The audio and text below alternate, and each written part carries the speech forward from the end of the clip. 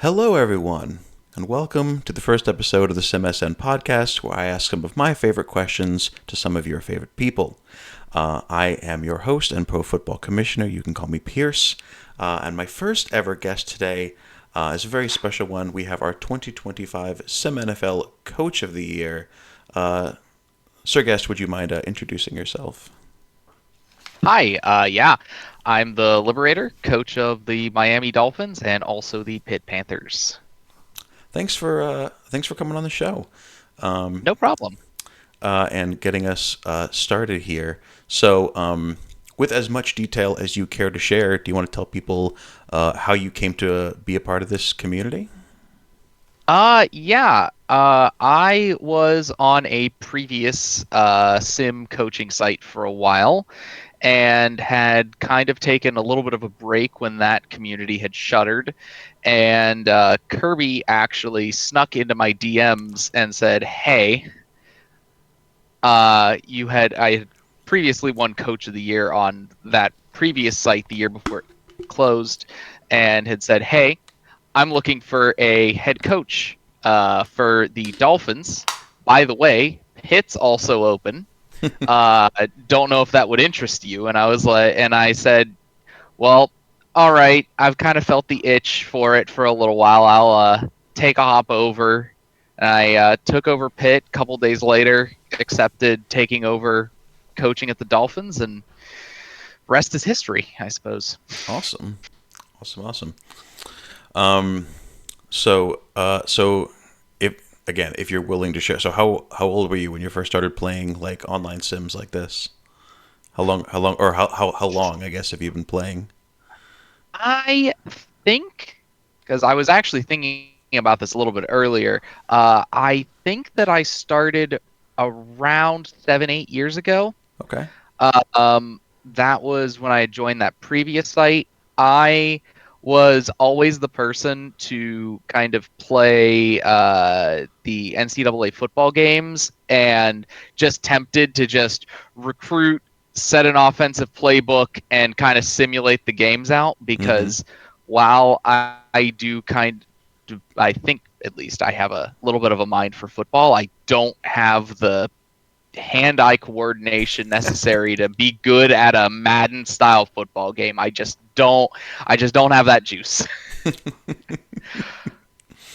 Yeah, I don't know how many hundreds of interceptions I threw in Madden before I was like, oh man, this just isn't fun. What am I doing? Yeah, Like, this is terrible.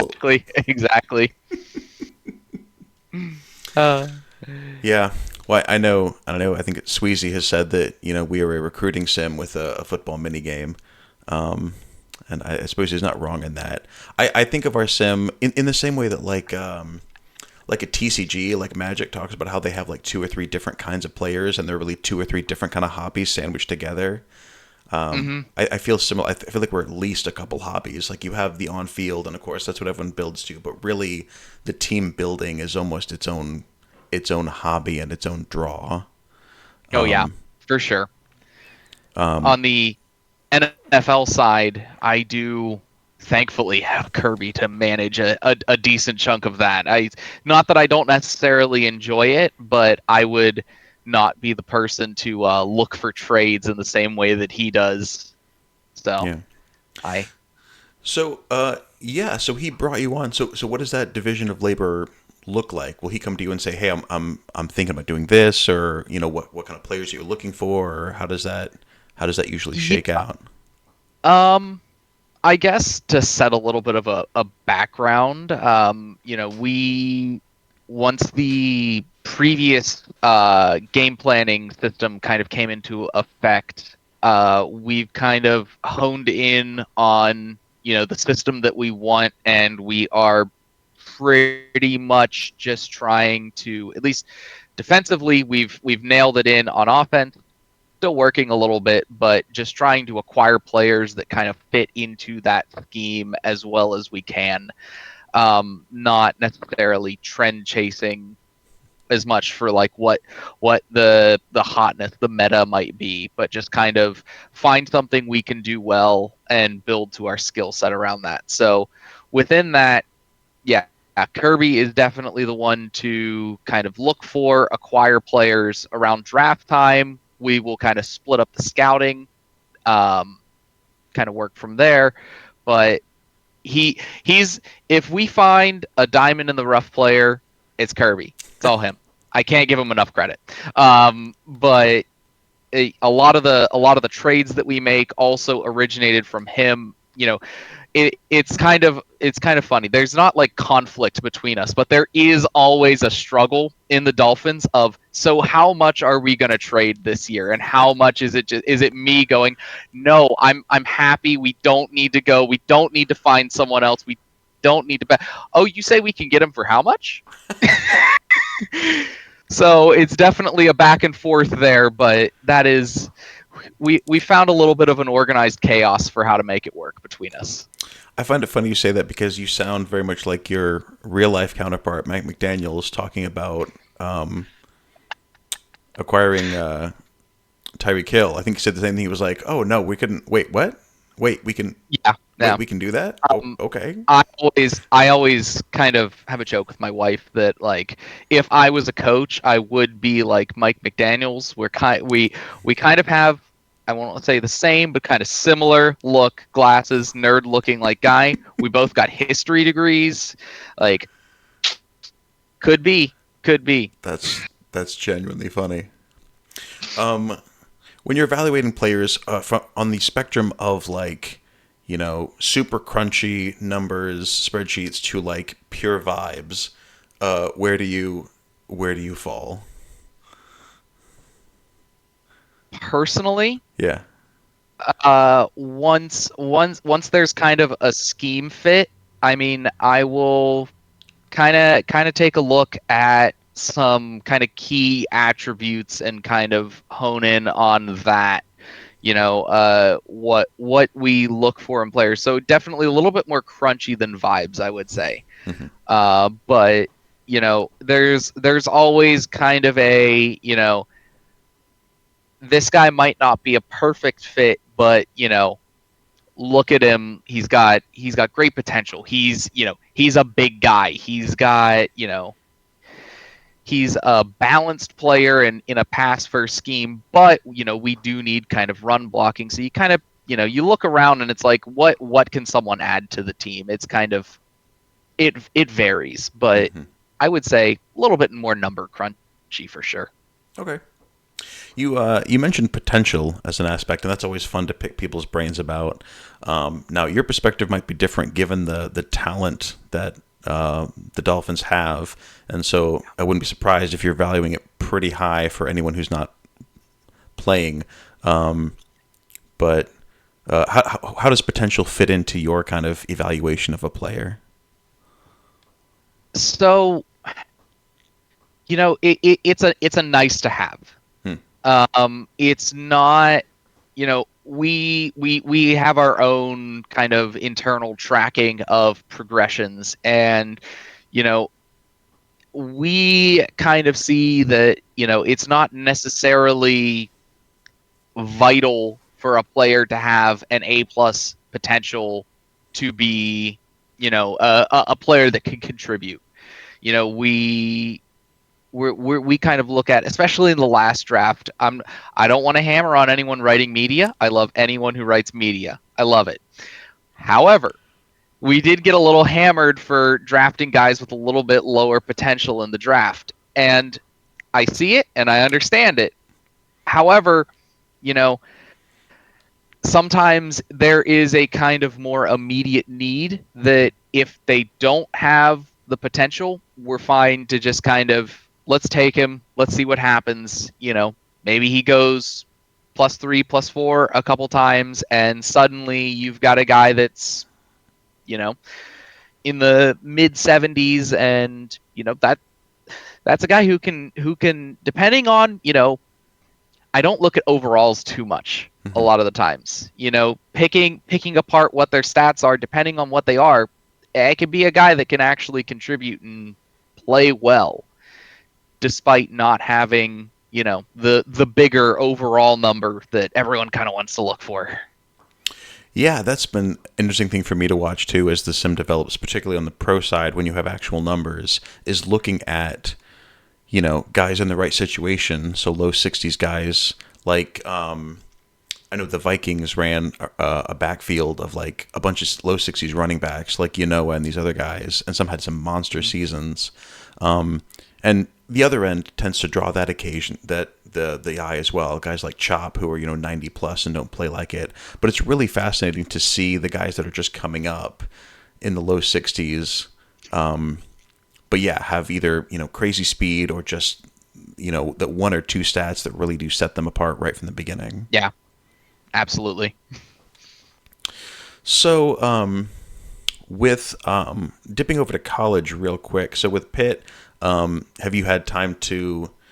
How different was the roster you inherited or started with versus what you ended up with? Has it been like a long process of getting the guys you want and developing them, or was it more of a well, here's Yeah, what I have, let's start with that? a little bit of both. It's been a little difficult. If you aren't familiar with the Pitt Panthers, 3-9 last year. Not the best season. But the first year that I was recruiting, I made a bunch of mistakes for the new sim, including missing week one. Um, big big rough one because I it was like right when I had joined. It was the first week, and I no joke was finished with my recruiting and hit save at 12:04 p.m.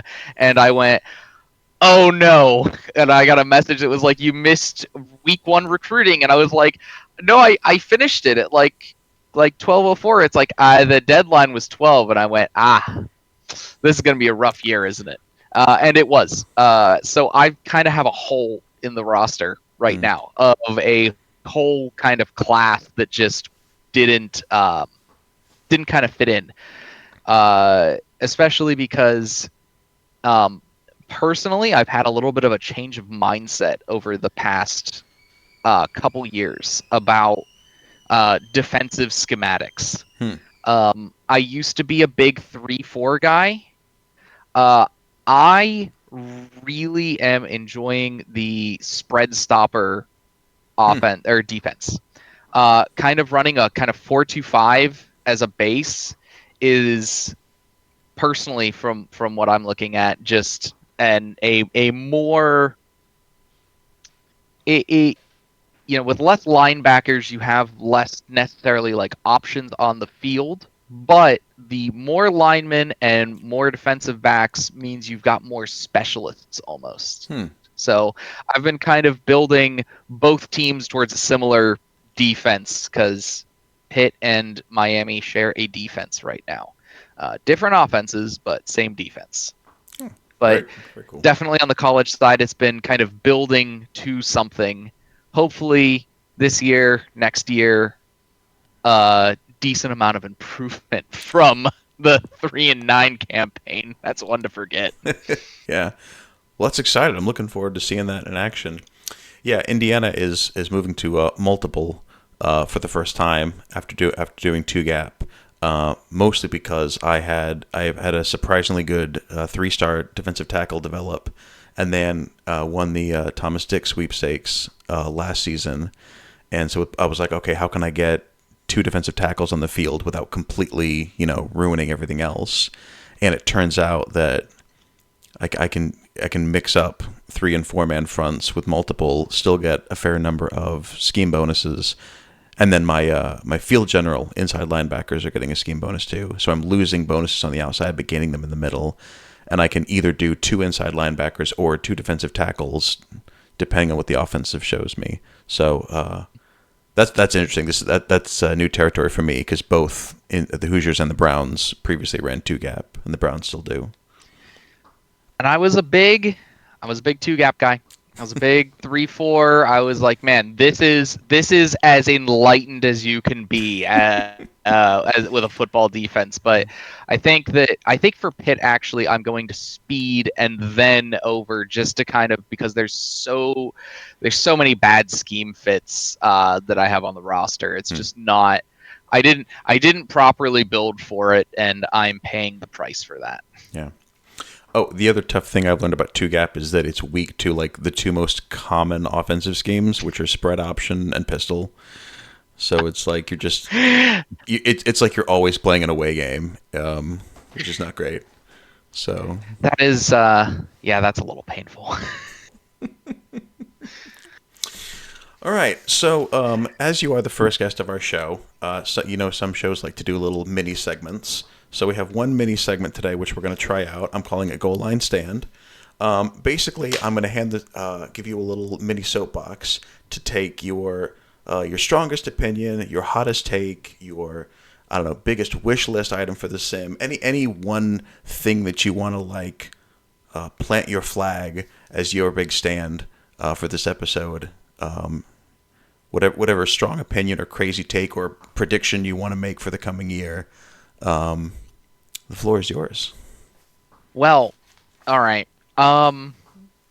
So a little bit of background on me. I briefly was considering a career as an archivist after getting a history degree, and the uh, also a kind of like data science analyst role. So the kind of back end data of the sim is really interesting to me. And one of the things that I would be particularly interested in is if the player histories in the statistics or the statistics page could be accurate. Hmm. If there was some way of logging what team a player was playing on, even just year to year, because I know that there's trades that would start to get a little insane, but at least on a year to year, because unfortunately, while the statistics page is very cool, once you go back to the previous year, Mm-hmm. it's like, all right, unfortunately, my biggest, unless your biggest contributor retires, and then that's solid. He's on there. That's great. But it's like, unfortunately, we had to let him go and he's on another team. Gone. Doesn't show up on the page. So it's a little hard to kind of do research on your previous teams without a kind of history mechanism almost Mm. for the players. I have no clue how the storage works on the back end for those and how difficult that would be. I presume insanely so. However, you gave me the soapbox, and that's my soapbox item. I appreciate it. Thank you. Be careful with those opinions; they will put you to work. Um, it was what 4 years ago that Rocket asked someone to help with the contracts for the created Sim NFL pool players because we had players but no contracts. Mm-hmm. And I volunteered to help, and now I'm here. Then they made me commissioner. So, no, Oh, you just get more jobs as you go on. hey, I think was it Mark Twain that said 80% of life is showing up. I mean, You know, you can't argue with it. I can't. Um, I will say I love. I'm very excited for this season to get started. I love seeing media come out or seeing the personalities come out and seeing just the kind of the world that everyone builds around these little X's and O's and the numbers. Um, what and any particular? Obviously, the Vikings, or excuse me, the Dolphins on an incredible trajectory, top seed last year. I'm sure shooting for the moon this year. But any particular like player storylines on your team or any other teams around the league that you're interested in kind of seeing their story develop this year? Um, yeah, I so we definitely have a lot of story at wide receiver for the Dolphins. It's a very deep group, but we've got Hatley, Elijah Four, and McCoy at like 73, 72, and 71.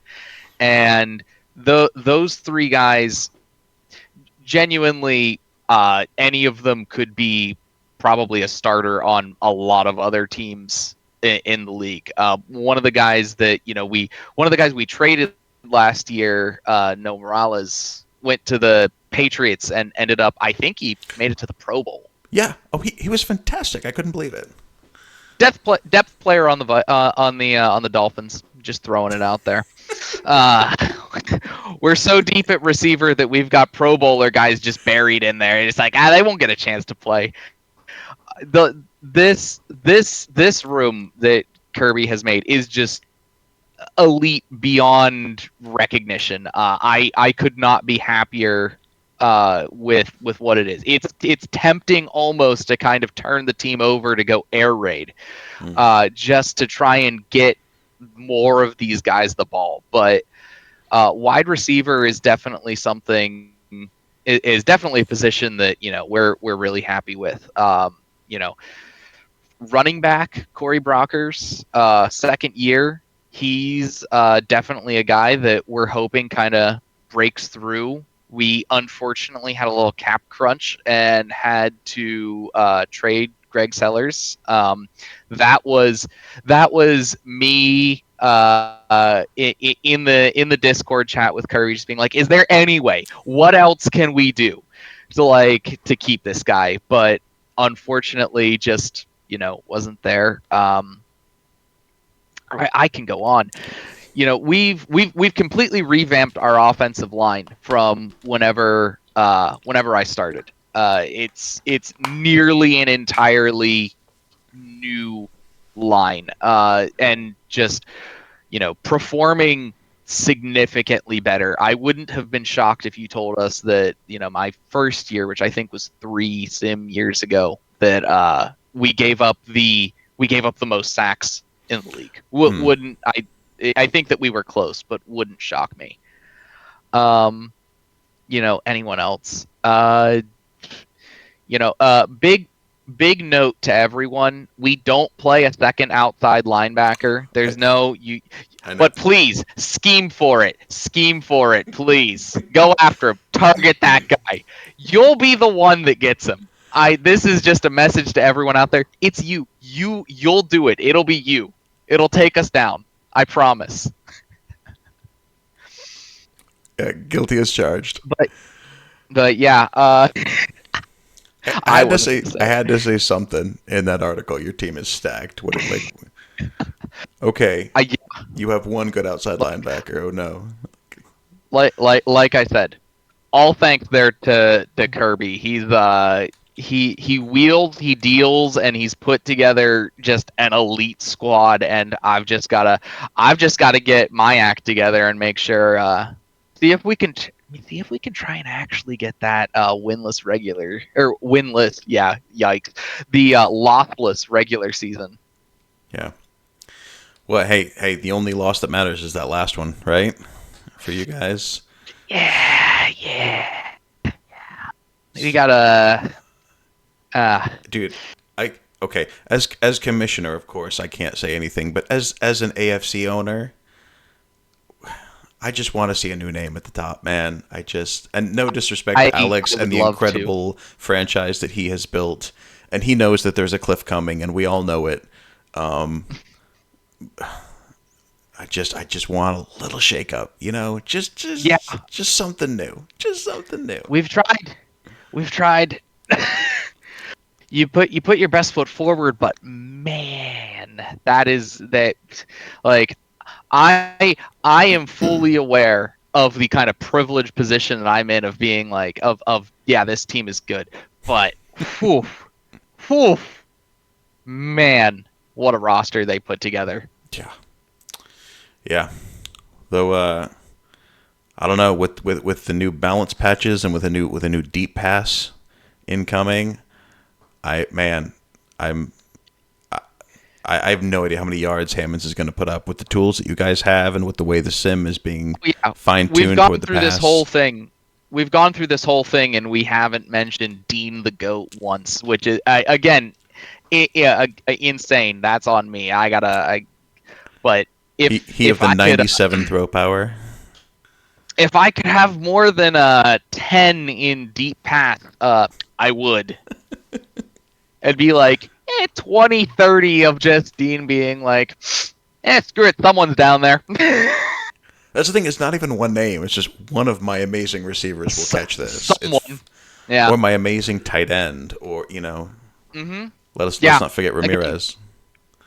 because every week I go into game planning and I see the double team option and I look and I go, I hope someone else clicked that button. I hope they did. Curious who you pick, but like I hope you click that button because it's like someone else is going off. Here's the thing. I have used that button, particularly in college when there's like a clear number one, either attribute Mm-hmm. wise or stat wise. But yeah, if there's anyone close to, if there's any more than one option, it just feels like you're digging your own grave. Yeah, for sure. Wow. So, so, all right, real talk now. So you've got this window open. Obviously, it's open now. You made a lot of big trades, bringing in Sola. I think you brought in Jose Sola, right? Defensive Yeah. tackle, Ramirez, all these guys. What are we thinking? We think like a 2-year window, a 3-year window. How long do you think we can keep this window open with the core that we have and with the picks that you've moved? I don't think you don't think you moved your first though, right? I think you still have your first next No, year. still have it. Yeah. We still have a decent amount of picks for next year. This year we did have significantly less, but that there was a decent amount of kind of we need to get rid of some of these picks for kind of cap Mm. questions. You know, the big question for that is just going to be this year in extensions. That question will get answered. You Mm-hmm. know, if you're looking at this roster, anyone that you can name pretty much is needs to get extended this year. So, you know, I'd love to answer that question for you right now. I think that we've got a lot of young, exciting players that are going to come up and be, big factors in 2, 3, 4 years. But, for how long, the window is open per se, you know, this year for sure. Next year just depends on how many guys that we can recite and who we have to, unfortunately just go, we could take 1, 2, and 3, but we can't take 4. Yep. And it's going to be some tough decisions this offseason. But with the young players that we have, you know, I don't necessarily see that being a 2, 3 year question. It could be a 4, 5 year question with how good Dean is right now. And if that regression is slow and graceful, we're definitely talking 4 or 5 years of Nice. hopeful Miami Dolphins deep playoff runs. And by God, if there's not a Super Bowl win by then, I think Kirby will kill me. But Yeah. Well, hey, yeah, money is the great equalizer in the pro sim as it is, yeah, or as intended to be, and I get to be the bad guy in that and tweaking things and making things, putting the squeeze on GMs. But I've also said that one of the things I want to do in the sim, particularly on the pro side, is make good GMs as valuable as good coaches for guys that can, not wheel and deal with trades too, but also manage the cap, manage the yeah, players, and yeah, and keep that going. Yeah, and Kirby's great, and we're of course still tweaking things. I always tell people compared to college, the pro sim is still very much, maybe not in its infancy. Maybe it's grown up a bit since then, but I don't think we're at adolescence yet. I don't think we've, hmm or maybe that's where we are. Maybe we're kind of in our growth state, teenage years, and we'll level out somewhere in a few years now that we've got prime age and more drafts to come. But we got camps which are still fairly oh new yeah, and having big impact. Um, which I love camps. Great addition. Those are amazing. Just getting to kind of target what you want your players to improve on is just having just an overall increase is great, interesting. But those targeted changes, I know that maybe not all teams are specifically looking at stuff like that, but just to kind of like target some specific things is just invaluable for us for what we're looking at. Just for like, hey, a big thing on our defense last year, and this is stats anyone can look up, is that turnovers. We didn't get a lot of them. Dolphins defense was not a turnover like prone defense, and that was, we were in camp able to say, hey, let's get the defensive backs better at catching the ball. Because while that's something that's important, it's not something that we really had been targeting for when we're looking at defensive backs. So being able to kind of tweak that in camp, something really valuable. Love that. Awesome.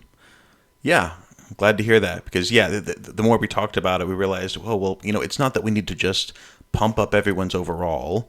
And we talk about getting college guys that can be game changers in the NFL, and how do you work that transition. But it really was about, well, how do we give people a tool specifically for development? It's not just about, we need players to get to X, overall, but it really, what team are you trying to build? And even within your archetypes and your schemes, what are you building toward? So yeah, I'm glad. It works out very well in that way. And the ideas get more focused. The tweaks hopefully get smaller, but still fine tuning things and working things and getting this league to whatever it's going to be. But I don't know. I still feel like true steady state is at least a couple seasons away as all these things play out. I personally kind of, with absolutely no evidence to back this up, just shooting from the hip, kind of think that, we'll see. I think that the maturation of the sim will kind of be around whenever the kind of first, second gen kind of college players are hitting their prime age. And those guys are that's when we'll see, like, okay, what's good? Because what good is has kind of been changing. It's been pushing up a little bit.